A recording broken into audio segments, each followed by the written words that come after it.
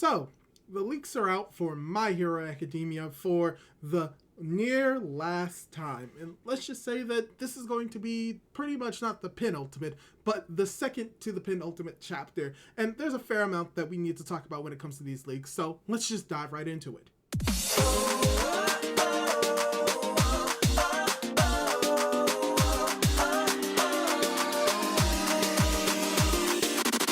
Hey guys, how's it going? It is your boy, Manga Andrew, and I'm here to cover the leaks and the spoilers for My Hero Academia Manga Chapter 428, titled A Girl Who Loves Smiles. And with that title alone, you can probably guess this is going to be a somewhat Uraraka focused chapter, and you would only be half right, because there is a split focus between what we're getting towards the end of the chapter and what the start of the chapter is, which is a continuation of what we saw last chapter. So, there's a fair amount that we need to go over, so let's dive right into the spoilers and really talk about what's going on.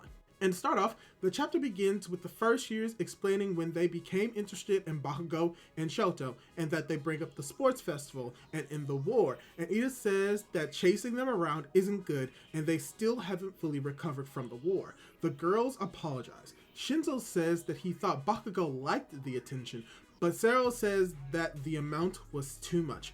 Kaminari's jealous, and Deku says that the girls have always kind of ignored Bakugo, so he must not be used to it. Shinzo says that's surprising, and Mineta says that it's not. A first-year boy tells Deku that he saw him fighting in the war and wanted to be like him. Deku remembers Spinner's face and doesn't quite know how to react, thinking this pain. Ochako is looking at all of this with a mysterious expression. Cut to the teacher's room, and Mike says that 2A has received another request for an interview, but Aizawa refuses. Ectoplasm says that some students, like Mineta, must want the spotlight, but Aizawa says that the others don't, and he wants to respect them. The students are sent to a reconstruction area to work with Fat, Genus, and Edgeshot. They start cleaning the wreckage, and Bakugo asks Edgeshot if he's going to stay like this forever, but Edgeshot tells him not to worry, because now he even has little thread hands. Bakugo asks if he won't go back to normal, and Edgeshot says that he plans to become even better than before, making Bakugo smile. The civilians serve lunch to the heroes, and one of them says that his plantation was destroyed in the war, which causes Deku to apologize. The civilians then say that he's not blaming him. After seeing the heroes fighting, they felt motivated. Instead of leaving everything to the heroes, they also want to do something on their own. The heroes thank them for the food and say they'll finish cleaning up today. Cementos' class bus arrived, and Aizawa is confused, but Cementos says that the first years wanted to apologize and make up for the mess. The boy who respects Deku says that they've just entered the school and don't have their licenses yet, but they want to help. Now, that is a fair amount that I covered in this first part of the text spoilers, and I wouldn't say that there was a good point to necessarily stop at, because this is, relatively speaking, a shorter chapter when it comes to the actual dialogue and information that's going to be in this chapter, at least from what we're getting with the text spoilers as of now.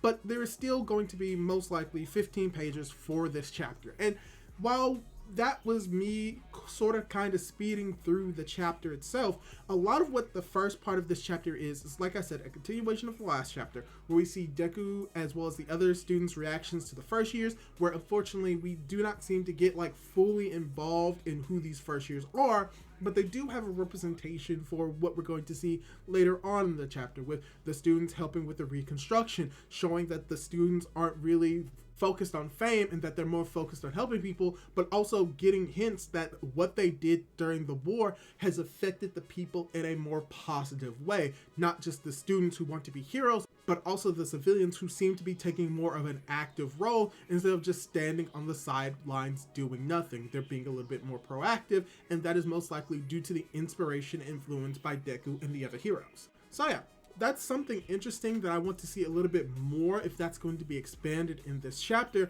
But from here on, we're pretty much approaching the end of the chapter, where we're going towards more of the Uraraka focus, especially since the name of the chapter is named after her. And from there, the last part of the text spoilers start with the civilians from before saying that it's curious to see how efforts influence other people, and Ochako says that she's relieved to see that everyone seems to be getting a bit more optimistic.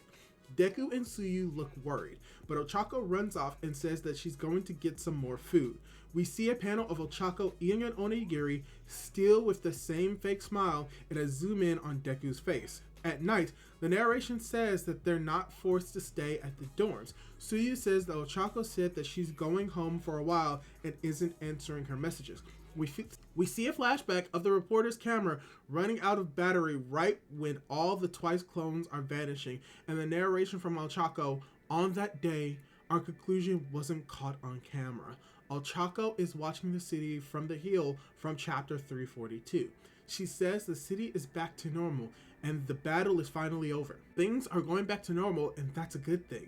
She loves to see everyone smiling and would like to be optimistic too. She doesn't want to ruin the mood, but Ochako remembers Toga crying and smiling. That's why I'm suppressing the pain from this wound. Ochako thinks to herself as she places her hand on her stomach. She starts crying and Deku arrives shouting, "Uraraka!" End of chapter. And this is the end of the text spoilers that we have for right now. And as we see, there's not a huge focus on Uraraka in this chapter, but it's building up to the next chapter, the final, near the penultimate chapter, as well as the final chapter itself, which from what we're getting with this chapter, it kind of gives me an understanding of where this series is going to end. And it's probably what I expected to end, which I may go a little bit more into in my review proper.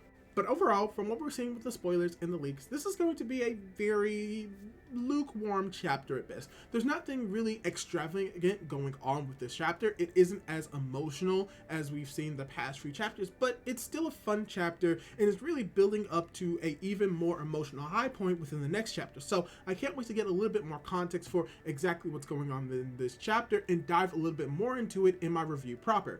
Also, something else that I want to bring up is the fact that from what we're also seeing with the spoilers, we did get some more information about the fact that not only are we going to be getting a color page with this chapter coming up, but also we're going to be getting around 16 additional pages of a spin-off series that is most likely going to be tied into the movie, which should be coming out in a couple of weeks. So just in case I don't bring it up in the review, I wanted to bring it up here as well. But hey, that's all I really have to say for the text spoilers right now. And let me ask you this. What did you think of the spoilers? Did you like them? Did you dislike them? And are you a little bit disappointed of the lack of focus that we got with Uraraka in this chapter? Leave your thoughts down below. And don't forget to subscribe to my YouTube channel for more content like this. Do all that cool jazz. And hopefully I'll be able to catch you in my next video. Goodbye.